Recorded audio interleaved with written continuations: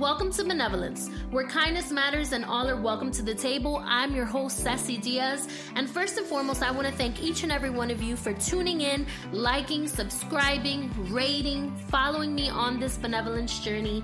So make sure to keep tuning in because I know that you are going to leave empowered, blessed, and encouraged to be the best version of yourself.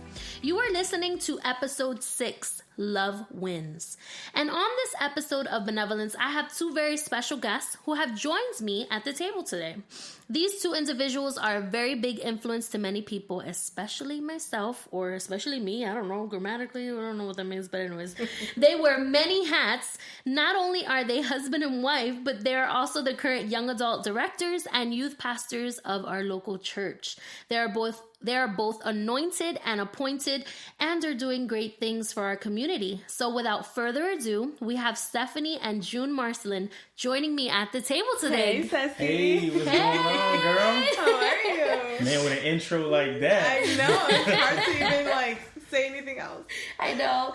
Well, guys, first and foremost, thank you for joining me on Benevolence. It's a pleasure to have the both of you Definitely. here. Thank you for having us. No Thank problem. you for having us. A big fan of the podcast. Yes, you Yes. are. Yes. You are the number one Yes. male fan. Constantly Seriously. listening. Yes. Because every week you're like, yo, I heard your episode. That was dope.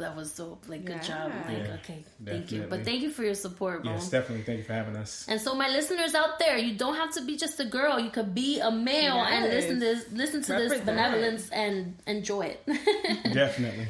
All right. So, on this episode of Benevolence, we will be discussing interracial dating and marriage. Mm-hmm. And during the planning process, I'll be honest to say that I was a bit hesitant to invite you guys because I wasn't sure if you guys had gone through a hardship, because you guys are considered an interracial marriage. So I just wasn't sure, and you guys are private, which is not a bad thing, but I was just like, I don't know if they went through it, but let me ask and see what's up. And then recently, we did have a conversation where you did say that it was hard. It was hard. Your definitely. process to get to where you are now was very hard, very difficult. So I was like, this is perfect. This is a good episode. So I'm excited. So thank you guys for accepting and opening up your marriage for myself and for all of our Benevolence listeners. So before we get right into it, go ahead and tell our listeners a little bit about yourself, and of course mention your ethnicity so that people can understand where you both are from. Yes. Hello, everyone. My name is Jun. I'm 30 years of age. I would consider myself Afro-Haitian American. My family's from Haiti. I'm the first in my generation to be born in the United States. I have a passion for social justice, equality for all. I have a passion, for ministry and just loving and loving all people and just getting to know people for who they are and just also psychology. Good. So my name is Stephanie. I'm 26 years old. I am, my parents are from Honduras in Central America. I am also a first generation American, was born in the United States in Miami. Shout out to the 305. And at least, for work, I'm a pharmacy operations manager at a private oncology center, fully devoted to, the ministry and the call that God has over our lives. And yeah, it's a little bit about me. That's awesome. So, so that you guys can get a mental picture, and I don't mean to be very, whatever, stereotypical, but Stephanie is very fair-skinned, has light eyes, yes. And then we have Jun, who is the dark chocolate. Chocolate. So, just so that you can get it into your brain, I guess, and you can kind of see what we're talking about, and who, and so they can see it. Absolutely. That we don't have any light skins here, what I mean? For sure. So they can relate and they can understand where we're going to be going from here on out. Absolutely. So I have some questions for you guys. These I've just generated myself, just kind of just reading up on interracial marriage myself, because growing up, I'll be honest, I was attracted to African American guys. Mm-hmm. My husband's not African American, for those of you that are listening and see a lot of pictures of him. He's Puerto Rican. He's just very dark skinned. And a lot of people just think he's black for some reason, but it's okay. Mm-hmm. But yes, I was always attracted. But I always remember my grandmom saying one thing to me, that I was always hesitant to date a black guy. And it was, she would say in Spanish, no daña la raza. don't damage the race. Yeah. And, we come from, I'm a Puerto Rican background, so, we're hardcore Boricuas and, from the island and, Very proud. whatever. Very proud, very proud. Me, I I was born in America, whatever, but I was always afraid to like go there, So I'm very like interested in knowing, your experiences, because although I married a Puerto Rican guy, like, I don't know, I never dated an African American guy, and I wish I could have, but I always had like that voice of my grandma in my head, right. So I don't know, but Absolutely. anyways, so let's get started. So let's start off with, how did you guys meet? Yeah. So all right, so I'll start and I'll give my version of what happened. Just kidding. So we actually met at our local church. We were introduced by one of his best friends, and shout out to Philly. So Philly introduced us. I had just started visiting the church. I was in my own like reconciliation, coming to Jesus moment. Like that was my period, and I fell in love with the church, and I was just like, God has a calling over my life. Let me just go ahead and do it. But I had never dated an African American or Afro Haitian in my life. I've always been more like, dating Hispanics and everything like that. So Jun is the first and the only Black man I've ever dated. Very important. And the first and the only and the last. Yes. The first and the last. Yes. Sorry, not sorry, fellas.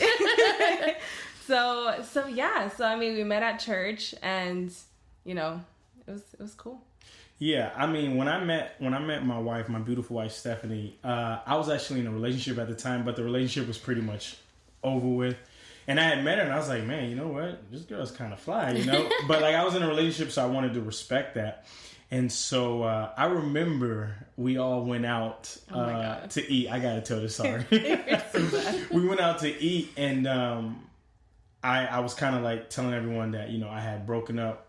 My girlfriend at the time, we had broken up, and I remember her reaction was like, "Really, y'all broke up?" And I was like, okay. He took it like if I was that interested. I just was surprised. So I was like, all right. I kind of kept that in the back of my mind, and then like it was like at a later date or something. Like we all had like a get together where I think we went to Cheesecake Factory, and her sister came up to me, her younger sister.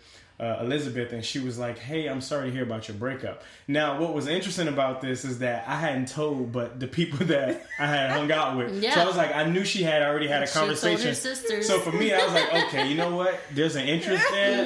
Let's pursue this. And so, no. After some time. Sisters talk. You know, they ask each other like, okay, what about that guy? What about this dude? And at least like, Jun, for those that know Jun, like he always like takes care of himself. Like he is really like social. He's like a social butterfly. He dresses well, like, you know what I mean. And so seeing those things, I was like, he's cute, But I was like, I left it at that because again, I had never crossed that line. You know what I mean? Like I've never gone there. Like, and it was really scary. You know, because just like you would do what your grandma was saying. Like I grew up hearing that. So.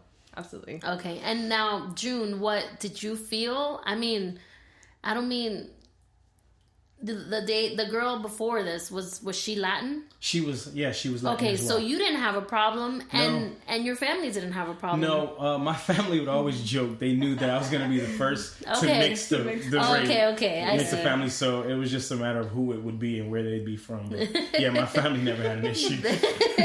All right. So. Now, moving into talking about families, you already answered this question, but Stephanie, so what did your family, like, let's go a little deeper in how you guys met, like, when you guys began to talk and you finally expressed to your parents that you were, talking to Jun, or you were, just moving along the lines of dating. Absolutely. How did they react to that? Yeah, so, being that we met and we became friends, we were friends for like a good year and a half or so. Okay. And he would come over to the house with, other people and just hang out. And like, there was no issue whatsoever when he would come over. Okay. And then all of a sudden, we started talking a little bit more and just kind of getting to know each other. And I was like, okay, I'm kind of interested. Like, but at the same time, like, being, I felt like I'm like an old soul. So I was already like, you know what? I'm really not looking for somebody I'm going to play around with. Like, I want something serious, or I would prefer something serious. Like somebody who knows where they are in life, knows where they want to go. Yeah. So we would have those types of conversations. I'm like, I ain't here to play. Please don't waste my time. Like, for whatever. So he, expressed his interest in me too. So I was like, I gotta tell my mom, like, because we're close. Like, you talk to your mom, you tell her how you feel. And I sat down with her at the kitchen table and I was like, so I kind of like this guy. And she's like, who?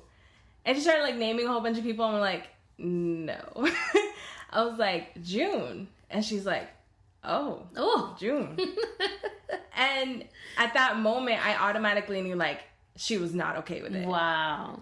And so, you know what I mean? It was really tough. It was really tough. And so then she's just like, no. She just like, maybe it's because you guys are talking a lot. Maybe you kind of got to distance yourself. Like, you know what I mean? There's a lot of other options, Steph. Like, don't settle. Don't be, quick to jump into things. And don't let your emotions guide you. Like, all that kind of talk. So then I was like, okay, then I guess I'm wrong. Maybe it's just me. Maybe it's just, me in my head and just wanting to get into a relationship or whatever, which was not even the case. It was just, I had run into somebody who was pretty cool, you know? And yeah, so being that was a type of, conversation in the narrative that was just kind of, bounced back at me. I was like, June, I think I'm moving too fast. Maybe let's not talk. I'm not ready yet, or whatever. And I backed out after I had told him that I was kind of interested. Yeah, it was like in a matter of like 2 days, it was a complete 180. Wow. And I was like, what is wrong with this girl? Yeah. Because I had expressed my interest in her. She expressed her interest in me. And then like she sends me this long message on WhatsApp. Yeah. Doesn't even call me. She sends me this message of how she, she wants to take her time and things like that. So I was just like, okay, she's really not that serious. So I just kind of fell back. I just kind of was like, you know what? It is what it is. I'm just going to do me. Because, in those moments, love changes you, love humbles you and things like that. So, but before, like when I was single or, when I was getting to know her, like, that level of that pride was just up there. So it was like a huge ego. Yeah, it's an ego. I had an ego. I'm not gonna lie. Yeah. So it was like, okay, you want to fall back like that, and you want to, change your mind. All right, stay over there, and I'll just do me. And so that was a tough time. And at the time, I didn't understand, but after a while, I started seeing like some differences. Because when we were friends, everything was all good. Like. I think we went to your mom's house and we like celebrated her birthday. I danced with her mom, so everything was fine. Like it was fine to him great. As a friend, but at the moment that he showed up as something different, as something closer, it was like, oh no, wait, like I'm not okay with that. So now it's like when I come over, everyone's upstairs now, and it's like. So you saw those changes. I saw the change and I felt the change. Okay. Nothing was directly said, but you could feel it. You could feel it, and I was just like, like this isn't the first time, so this is something that I'm used to. Okay, so this has happened before. Yes, of course. Okay. Yeah, anytime I've dated outside of my race, which was a majority of the time, I kind of got some of the same feedback before. Okay. So for me, this was nothing new. My only concern to her was, so long as you give me my place, then we'll be good. If not, then it's not even worth, moving forward from here. So, wow. Yeah. It was tough. It was definitely a tough time. I think that it was so tough that like already like the conflict started in the house and stuff like that. And like, you really don't know or even understand if you have those like, prejudice, like, misconceptions and just ideologies until it comes knocking on your door. Yeah. And until that moment, I was like, wow, like this is real. Yeah. You know what I mean? Like this is legit. Like people actually don't like you just because of something that you have no control over, like the color of your skin. And that was basically it. Yeah. And so I remember, there was tension, there was like back and forth, like smart remarks, just, sarcastic comments. And I was like, yo, I gotta get out of here. And so literally from one day to the other, I was like, June, I need to go to Miami for the weekend. I just need to like, just unplug and just do me. And he's like, okay, sure, whatever. But it was just so toxic. Like, I just couldn't deal with it. And because there's so many voices and opinions, I couldn't think for myself. You know? And so, literally, I took a bus. If you've ever ridden a bus down to Miami, it's like 4 or 5 hours long. Yes. The longest bus ride of my life. And on that bus, like, I literally did a pros and cons list. I was like, what the heck? Like, is it the dude? Like, ain't nobody getting married. I only said that I was interested in him. What's the issue? And so I wrote all the pros and I wrote all the cons. The cons were 2. Oh, wow. Compared to all the pros. I'm like, oh, wow. Yeah. I'm saying it like, sorry, June. Yeah. No, but, you know, first of all, was that my parents weren't okay with it. You know? And the second one was like, yeah, you know, he can have a better job. But that was the only thing. You know what I mean? Yeah. And so I was grinding. You were grinding, baby. I know you were. But I'm just being honest with my cons. I know. Go ahead. Baby. So, and that was the only thing that mom and dad were not okay with it. I was like, this is not okay. This is when I have to be an adult and I have to make decisions for myself. And how old were you at this time? I was 22. Well, like 5 years ago? Maybe 22? Yeah, 22. Yeah. I was 22. Wow. Yeah, 21, 22. And so, you know, and at least, you know, going a little bit more like back into my life, like I was that child that always gave my parents problems. Like, I just, you know, I was that child that rebelled and everything. So, I was always like kind of just, you know, my past and my mistakes were always thrown at my face. And again, I'm not bashing. It was just, you know, that's just the reality. And so, being scared to make my own decisions because of my previous mistakes was constantly like, you know, around, you know, something I was listening to. So I was just like, man, can I make a good decision? Exactly. You know, like, am I old enough? Am I mature enough to make my own decisions? Like, is this okay? Is this not okay? And that conflict within yourself is just like, for something so simple. Yeah. To be honest, something so simple. Wow. Yeah. Now, moving on after your whole weekend in Miami, from there, and I'm sorry we're focusing on Stephanie right now. It seems like, you know, this is where, you know, this is where the main part is. And there's probably several people right now who are in her shoes. In her shoes, absolutely. Yeah, and I think I know a few. Yeah. We actually got messaged about it. Oh, okay. Yeah, like I get messages often about this. So from Miami, what did you decide and how did you establish that you were going to date June? Yeah. So I left and I came back, and in those like 2 or 3 days that I was there, I was like, you know what? I'm a woman of God, and God speaks to me too. Yeah. Wow. You know what I mean? Like, and I could see the calling over his life and just his passions and aspirations, and I knew what God had called me to do. Yeah. You know what I mean? And so if you're a person of prayer, you don't need to like pray for God to speak to you. You just know. Exactly. Like the Holy Spirit just whispers in your spirit, like yes or no, and you automatically know. There is no second guessing. You know, obviously there's foundational basics of dating. If they don't love God, don't even go there. You know, or they don't have fruits of being a servant of the Lord. Like, don't even go there. And so that was already like, it was way past that. It was more like something biological. Okay. That was just in the way. And I was like, nah. And so knowing that, and I'm just like, you know what? If this is what it's going to take for me to change a whole trajectory of my life, of my family, of my future, I'm going to be the first one. Okay. And I'm just going to do it. And if it doesn't work out, it's okay. Yeah. You know what I mean? But for this moment and for me right now, what I see, what God has called me, you know what I mean? His path and his purpose, his passions, I was like, I see them aligning. And I don't see why an opinion will just come in between all of that. Okay. That's good. So you spoke to your parents, absolutely. I guess, and established it. So that was something else. So I came back and, you know, I told June, I was like, you know, I want to try this. And I explained to him what really was going on. Okay. And, you know, from that moment, I told my parents, I was like, Mom and Dad, I love you and I respect you, but I'm going to make the decision by myself. Wow. And I want to get to know June. I want to have a relationship with him ultimately, you know, because this is what I feel like is for me in this moment. Mm-hmm. And they were not okay with it at all. Oh, my Lord. Yeah. They were not okay with it. Ooh.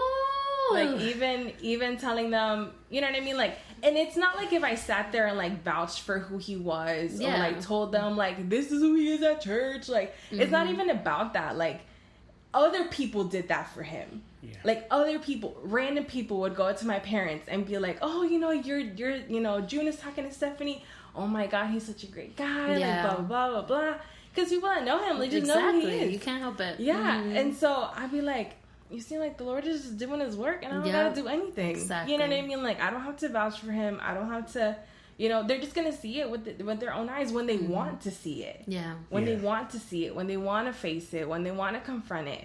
And I just kept doing what I was, you know, what I was called to do. I kept being obedient. You know what I mean? I was still living in my parents' household. I respected the rules. Yeah. Mm-hmm. You know, and my parents obviously are Hispanic, so they're a little strict, you know, when I was even 22, 23 years old, you know, but I respected it and I did not give them a reason not to trust me and not to trust June. Okay. You know what I mean? Like we held up our end of the bargain, like till the end, Wow. you know? And we were faithful to God. We were faithful to God. We were faithful to my parents. Like the word that, you know, the promises we made with them, the promises we made with God. And he vouched for us. Yeah. He really did. And June, really like, did. throughout this process, like, what were you feeling?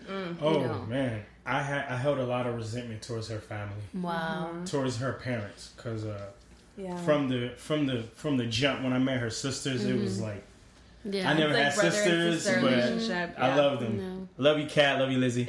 And so that relationship was always tight. Yeah. But with her parents, I held a lot of resentment because I was like, you know, you don't take the opportunity.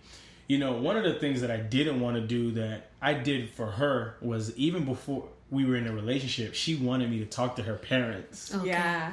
And, you know, to ask her to be my girlfriend. Yeah, that's what we... we just normally was done. One day as a father, I'm going to want that. Yeah. But at the time, I was like 25. She was like 21. And I really didn't see why that needed to be done. He's like, you're an adult. Like, what are you doing? We actually got in like a big heated argument because of that. To my parents, we're not gonna date. So, because I was like, you know, I one day plan on, you know, marrying you, but right now I'm just asking you to be my girlfriend. What do I need to talk to your parents? Okay. So we did all that. I spoke to her parents. Yeah. And you know, I remember it was just kind of like awkwardness, you know, and as the relationship went on, you know, I was getting ready to get engaged with her, and so I remember having that conversation with her father and asking for her hand in marriage. And the conversation, you know, what seemed to me to be good, then there was like another meeting set after that with her parents. And one of the things that her father, you know, had opened up about at the time was that, hey, like, I don't know you, you know, I can't, why should I give my daughter away? I don't even know who you are. This is like 2 years into the relationship. Wow. We're engaged at this point. Like, we're already engaged. Yeah. And planning for our marriage. For our wedding. Playing for our marriage. Because wedding is a day, marriage is a lifetime. I said it right. You're playing for our marriage. So we're planning for our marriage, and I'm now getting this conversation. And I remember speaking to some pastors. I was like, how do I go about having this conversation? Because so much was already inside of me. Yeah. And I didn't want to explode on her parents. I didn't want to be disrespectful because everything leading up to this point, everything, even though things weren't the best, we were always respectful. Yeah. You know, and I made my intentions to always be over at her place and, you know, do things with her family and things like that. To just, you know, give them that comfort and things like that. And so one of the things that her father said to me was like, you know, I don't know you. Why should I give my daughter to you? And my response to that was, you know, I have such a great relationship with your daughters. Why is it that I don't have it with you two? And I was like, the difference is, you know, they gave me the opportunity. I don't feel like you two ever gave me that opportunity. Wow. You know? And, you know, I wanted to. But you couldn't see past, you know, how I looked.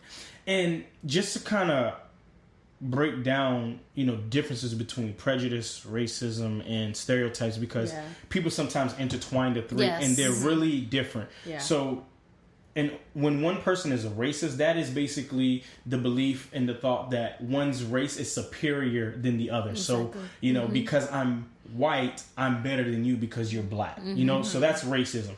So prejudice is a preconceived notion where, you have a thought or a preconceived opinion that's unfavorable to a religious group, maybe a community, whether it be LGBTQ or someone's culture. You have a prejudice against that without even knowing that person, a preconceived notion. Yes. And then you have your stereotypes as, like black people are athletic, or like Asian people are smart at math, and we make jokes about all these different things, but there is a clear distinction. Yes, and you really don't know that you're prejudiced or have anything until it comes knocking at your door, because especially like in the church, it's like, oh, I love my brother, I love my sister. Yeah, that's true. You could love them as your brother in the Lord, but what about when they're, dating your daughter and, your brother-in-law, your son-in-law. Your son-in-law, so can you really, say that you're not, and it was an opportunity where God began to work in all of us. Work in me and, in my forgiveness and not holding resentment, not holding a grudge.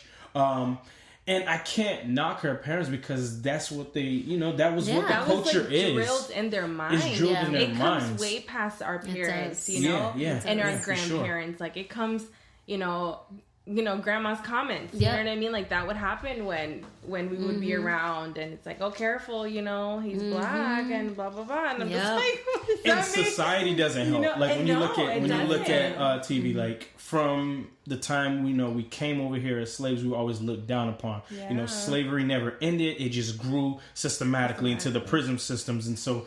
You go back to the 1800s, early 1900s, where black people are vilified and seen as criminals and thugs. When a black person commits a crime, he's a thug. When a Hispanic, he's an alien from a different country. Someone from the Middle East, they're considered a terrorist. But a white person, when they commit that same crime, you line all four people up. He or she is mentally ill. Yes. Yeah. So you have all these stigmas, and society paints that, and so it's drilled. It's in the movies. It's in the music videos and things like that. So everyone has these preconceived notions that black means intimidating. Black means bad. Black means a threat. And so not only in America, but in every culture you go to, we were in see Spain, and he dealt with an issue with being. We were actually in a clothing souvenir store. Souvenir store, and there's two floors, and I noticed that the gentleman was looking at me from the moment I stepped into the store, and I went upstairs with Stephanie, and I literally looked at her. I was like, let's count how many seconds before he runs up here to see what exactly I'm doing or whatever. Because there's merchandise up there. He comes running, storming upstairs. Oh my God. No lie. Well, first it was the lady, and she's like, how can I help you? I was like, oh, I'm fine. And then I went downstairs. I was like, I'm going to go back up. I'm petty sometimes. I was like, I'm going to just go back up. And so I go back up, and he the gentleman follows me upstairs, and he's like, how can I help you? I was like, I'm good, man. I don't need any assistance. So I go downstairs, and I was like, you know what? I do have a question for you. He's like, what? I was like, why is it from the time I stepped in the store, you followed me? He's like, no, I haven't. I was like, yeah, you have been following me. And so I kind of got upset, and I just left. But that's what I have to deal with as a black man. That's what I have to deal with, just being a black man. But, going back to your question, it was very challenging. It was very challenging. It took time. It really took patience. But I can say, though, today it's a complete 180. Wow, absolutely. That's awesome. Yeah, it is a complete 180. Absolutely. Yeah. So tell our listeners how many years you've been married so far. So we're going to celebrate 2 years. 2 years on December 2nd. December 2nd. Awesome. December 2nd. 2 years. Yes, will be 2 years. So it's better. Absolutely. Yes, absolutely. After we got married, it literally was a huge turnaround. Like, my parents asked for forgiveness. They were just like, yo, we were wrong. We don't want that to be an issue. It's not an issue, and we really were able to see how God can work and our hearts. Exactly. Mm-hmm. And the Lord he literally just like went into the deepest parts of our soul and took out all that nasty crap. Like, you know what I mean? And was just able just to show us exactly what's in there. Mm-hmm. You know what I mean? Like, you're never going to know what's in your heart until you're squeezed, you know, until the pressure comes, you know, and then you're really going to be able to see the essence of who you really are. Or what might have caused that. Yeah. Mm-hmm. And even go back and think about, you know, what did abuela say? You know, what was said before that? What was seen and what's not seen? And even, you know, interracial dating, it wasn't legalized until like around 50 years ago. Mm-hmm. So it's not something that is so old in our society. It's relatively new. Yeah. You know, give it 50 years. Like, we've seen an increase of interracial dating. You see it in celebrities and you see all of that. But it hasn't been here long enough to be like, okay, that's an issue of the past. Exactly. It's like, no, it's still prevalent. Yeah. You know? And that's good that you say that, because the next question is, you know, what hardships do you guys go through as a married couple? Because I've always heard, you know, the black woman is always going to be upset at the white girl because you taking our good men, you're taking our black men, you know, that's how, and I've heard it. Absolutely. I'm a teacher and I hear my students say things and I'm like, are you serious? Like, what is going on? So what are some hardships that you guys face as being an interracial couple? Yeah, definitely. And I've experienced that before. Let me preface by saying that it's not the case with all black women. Yeah. You know? It's not the case. Or even Hispanic to kind of go back into the whole stereotype thing. But that has been a reality in some instances where, you know, if we're going somewhere and the female is black, you know, sometimes, you know, the level of attention or service to me, her is non-existent. Wow, that's crazy. It's kind of like she's not even there, and you know, if there is communication, sometimes it's very dry. It's very dry. Or vice versa, we go somewhere and it's predominantly an Hispanic or white. They looking at me like I kidnapped her, or like I'm holding her ransom. And like a lot of the times it's like, are you two together? I'm like, do we look like we're not together? We get that all the time. I'm like, babe, are we not affectionate enough? Like, we go everywhere. Like, I'm holding her hand. We got rings on. It's like, are you two together? Like, no, we're not. But why would they even ask you that? I don't know. So it happens all the time. Like, even going out to dinner, it's just us two. Yeah. Is the check separate or together? Like, I'm talking about like 98% of the time. Oh my goodness, it's crazy. That's crazy. Yeah. It's annoying. Sometimes I have fun with them. I was like, you know, I get real sarcastic, but you know. No, but it does happen. And at the beginning, I would get really heated. Like, I'd be like, what is this girl like giving me attitude? Like, it's so unnecessary. But you know what? It's so ingrained that it's not her fault. Mm-hmm. Yeah. You know what I mean? Like, it's not her fault. Mm-hmm. And that she has those preconceived notions that I'm white or I look white, you know, I'm Hispanic or I'm Hispanic and, you know, I'm taking away their black men and all this and that. But it's just it's so ingrained into our DNA and our culture that it's not her fault that that's what she thinks. Yes. Mm-hmm. Or the connotation or stereotype that because I'm married outside my relationship, I'm not pro-black. Like, that is furthest thing from the truth, because my mother is a black queen. Black is beautiful. I am pro-black. Mm-hmm. And you know, for someone to question that, like, if you know me, anyone who knows me knows my passion for justice and advocacy and things like that, and for my people, you know. And so I just happened to fall in love with a Hispanic girl. Yeah. Like, so be it. It doesn't take away from my blackness or my credibility out there, you know. And that's something that has been ingrained in the minds of a lot of individuals, that, you know, a black man seems weak because he marries outside his race. He went out and married a white girl, and it's not true. Like, I'm pro-black, and I believe you can be pro your race even though you're married outside of your race. That's okay. Yeah, absolutely. You know, wow, that's crazy. Those stereotypes. Now, moving on to, I guess, adjusting with cultural differences. What are some things that you had to adjust to each other as being a married couple and Go ahead. So some things that I had to adjust. Marriage in itself is an adjustment. You're having to just be with another person almost 24 hours. But culturally, let's see. I have to think about that one. He's very, I mean, you're very American. I'm very Americanized. He's very Americanized. So it's not like there's things outside the culture that I was shocked by. Maybe, I mean, the way you guys are loud. Yes. Louder than Hispanics? Yes. Haitians are very loud. Like, they're talking at you and you think that they're screaming, but they're just having a conversation. Just having a conversation. So I most of the time be like, is she mad? In the beginning, it was really funny. Yeah. There was that.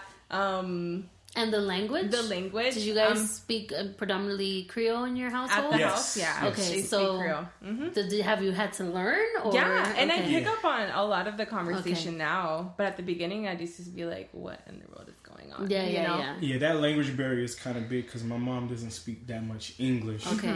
So that was a little bit of a challenge and an adjustment. Yeah, and he has to be like the mediator within a conversation. I gotta translate. Sometimes my mom says a joke and I'm laughing. She's just kind of there like, what's up? Oh. Yeah. Or her grandma speaking to me in full Spanish. Yeah. And which I'm it's picking vice up versa. Yeah. So it's really like the language. The culture is a little bit different too. Like Hispanics are very like super family. Yeah. Or maybe it's just my family in particular. Like we're super tight and they're very individualized. You know what I mean? So for me having to adapt like, okay, that's different. You know, you're not always with your family. There's not always a lot of family gatherings happening. Yeah. And so, not that he's not family oriented because he is. I think it's more so my family than the Haitian race. Because Haitians, they do a lot of things together. Big families have multiple kids. I'm like, oh my God, like 10, 12 kids, like big families. Like it's crazy. But my grandfather actually has 17 children. Wow. But for my family in particular, like holidays, it wasn't really a big deal to me. Like I never had a Christmas tree in my house. Yeah. Wow. I never had lights going up. Thanksgiving dinner, okay, whatever. You know, like Christmas will come around, I get gifts, but it's not like this whole thing. So like I had to adapt to that. Yeah. You know, and that sometimes is a challenge because it's like I want my wife to be happy, but for me it's just like big deal. Yeah. Like to be honest. And you know, it's like she wants to do everything. Like I remember in the beginning, like one of the challenges that she's very close to her family. And I remember like before we got married, like it was really challenging because we lived like our first place was like 15-20 minutes, but it was so hard for her sister because they were so tight. And so it was challenging because of how close they were and how they would do everything together. Every holiday, New Year's, Christmas, Thanksgiving, everything. And I'm just like, I'm used to not doing it. So I'm like, okay, I'm willing to do it.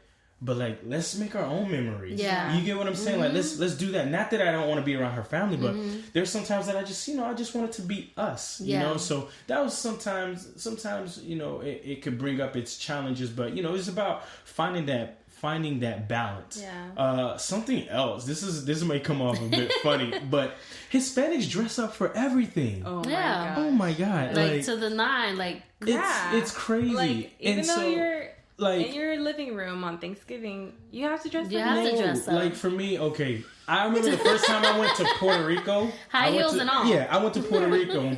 I was in Walgreens and girls were in heels, like makeup. But that's it was like crazy. Something over there. They go to the mall in heels. It is insane. I was like, Walgreens? I don't understand. And so our first Thanksgiving together, she's like, dress up. I'm like, for what? I'm just going to be sitting in your living room. Let me come in my sweats, my sneakers, my hoodie, and my hat. That's like, it. Dare. And she would really get mad. I'm like, why do you need to dress up for? Like, I don't need to dress. Like, let me save that outfit so when we go out. You know? So for me, I'm just like, y'all dress up too much. Like, I love to dress up, don't get me wrong. But like, if I'm just going to a living room, I just want to chill. No, I get it. So that's some of the adjustments. But he's adopted. Yeah. That's awesome. Yeah, but that's something like I think that goes across the board. It does. Because like with Anthony, they didn't have a lot of traditions. They didn't really have a lot of, like get-togethers and things like that. But my family always likes to celebrate together. Time, place, we don't necessarily like dress up like cuz we're in the living room. I think we've kind of Americanized ourselves with that. But we're always doing things together.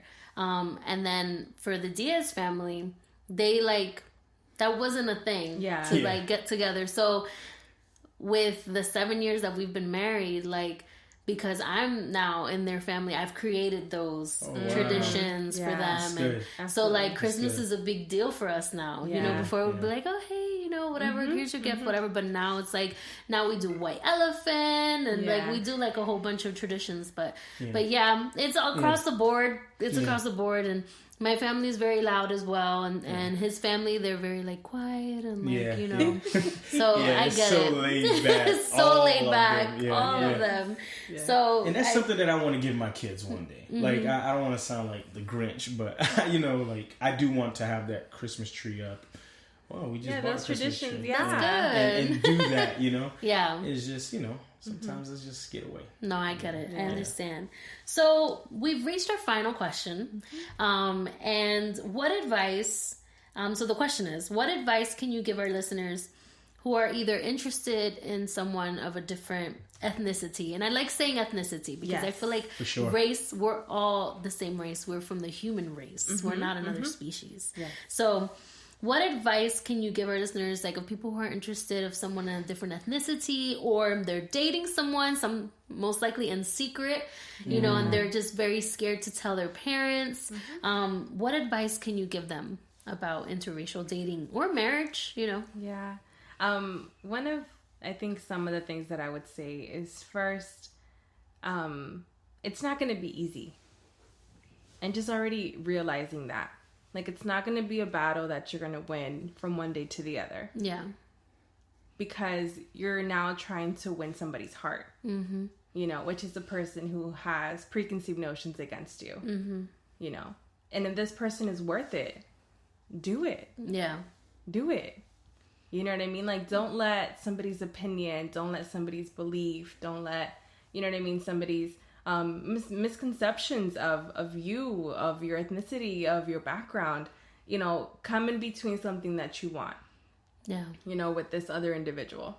So first of all, obviously knowing that it's not going to be easy. Second of all, value the person that you are actually going to do this with. Why? Because they're going to put a lot on the line for you. Yeah. That's good. They're going to put a lot on the line. For sure. You know what I mean? Like, they might have to put their family, you know what I mean? Not that they're putting family second, but you know what I mean? Like, for they're going to give you your place. Exactly. So honor them in that. That's good. Honor their bravery. And you know what I mean? Like, to be able to stand up and be like, no, I'm going to do this for myself, and I'm going to do this for you because I love you, because I want to be with you. So that would be my 2 points. Yeah, for sure. To kind of piggyback on what she said, on honoring, and I thank you, you know, because we've been through it. Like, it's crazy. Like, in the past 5 years, like, it's been so, and it's funny because how it started and where we're at today. And I just remember her parents just being there within the first year of our marriage when things were a little bit rocky. Yeah. And it's like, man, you would have never imagined where it started. And now the same people that I held these things against, now the same people that are praying for me and praying for us. They're holding you up, like, you know, and so that's amazing. The advice I would give is similar, you know. If this person has the same morals as you, the same values, same beliefs, because that's very, very, very important. Absolutely. And I know that goes without saying, but just to reiterate, if that is there, and you know your family can't see past this person's ethnicity or race, you know, stick through it. Like, give that person their place. And you know, things that are great are worth fighting for. You know, and it's not gonna come. It's not going to come easy, but you know, just stick through it. Give that person your place. If you can't give that person their place, then the relationship ain't gonna work. It's not going to work. So as hard as it is, as challenging as it is, be respectful. Honor. Yeah. Honor. Don't give, whether it's her parents or his parents, don't give them a reason to add on to why they don't like you. Let it be because of just their ignorance. Yeah. You know, and them not understanding, you know, but don't let it be because of anything you do. Don't be respectful in all that you do. Be respectful in all it is that you do. Honor them and kill them with kindness. That was one of the greatest advice that was given to me. Absolutely. Kill them with kindness. If the mother don't like you, buy her flowers. You know, do things that can help her. It's swallowing your pride. Absolutely. And that is not easy. No. It is not easy because it's like when you know you're right and it's like you didn't do anything wrong, why should I have to do this? No, but do it anyways. Yes. Kill them with kindness anyways, because your humility, they're gonna have to come around regardless. And just allow God to work through them. You know, it sounds cliche, but it's the truth. Allow God to work to just work through them, and He will. You know, for some people, unfortunately, I'm gonna be real. For some people, it never happens. Yeah. There are people out there that your family will never. They won't. Your father's not gonna walk you down the aisle. Your mom's not gonna be there for you because of the race. And I know of people that has happened to. And so, you know, I don't want to just make it seem like it's always a happy ending, because sometimes it's not. But if this person is the person that you love, go for it. Go for it. And, you know, and I would say probably the last thing is, you know, I'm a big believer in therapy, you know, and, you know, just talking to someone, a professional who can kind of coach you through this, you know, coach you through this journey and dealing with your heart. And also just, you know, with like, with maybe if the family's open to it as well, you know, making it a big family counseling. Yeah. Okay, why is it that you see these people this way? You know, was it something that happened when you were a childhood? But yeah, just those things, you know, just honoring, killing with kindness, you know, let God handle it, and just see therapists.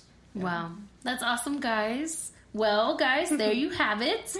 June, Stephanie, thank you. I said, I did it right. June, Stephanie. Okay. Thank you guys for joining me at the table today. This was amazing, and it reached its purpose. So I just thank you guys for being here. So thank you for your openness and your courage to tell your story. I'm so excited for what God is doing in your life. You guys have a lot of hats. You guys have a lot on your plate, but I know that this is just the beginning, and I know I'm so happy and grateful, and we support you, and we love you guys very much, and you know what God is doing and what God is going to do in your life. And we just want to say thank you for having us. I'm a big supporter of this podcast. I'm going to continue to support. Yes, thank you. This is just the beginning of what God is doing in you. Amen. Keep doing it, girl. You're reaching people, and I can't wait to see this go to even greater scales. Amen. And I know it will. So thank you guys again for having us. Thank you. I made it on the podcast, baby. Yes. And thank you all for listening to Benevolence, where kindness matters and all are welcome to the table. Did you know that Benevolence has its own Instagram? All you have to do is search Benevolence Podcast, or you can follow me at I am Ceci Diaz to know a little bit more about me and Benevolence. If there's a topic that you would like for me to discuss in the future, please do not hesitate to email me at benevolencepodcast@gmail.com with your requests, petitions, questions, comments, or testimonials. I want to hear from you. And stay tuned for next Monday's episode of Benevolence. You don't want to miss it. Bye. Take care, everyone. Much love.